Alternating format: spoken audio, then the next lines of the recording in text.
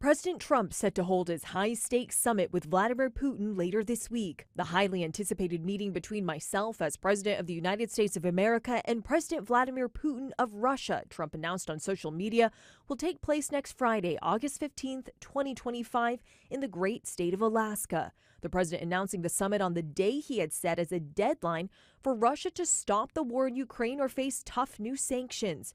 Trump's former national security advisor, John Bolton, critical of this meeting. I think Trump has made some mistakes already. Number one, in holding this meeting on American soil, legitimizing a pariah leader of a rogue state. President Trump has suggested an exchange of territory may be necessary for peace between the two countries that have been at war for more than 3 years. There'll be some swapping of territories to the betterment of both. But Ukrainian President Zelenskyy, who will not be included in that summit, is now calling for more sanctions on Russia to stop the war and adding, Ukrainians will not give their land to the occupier, and any decisions that are without Ukraine or at the same time decisions against peace, they will not achieve anything.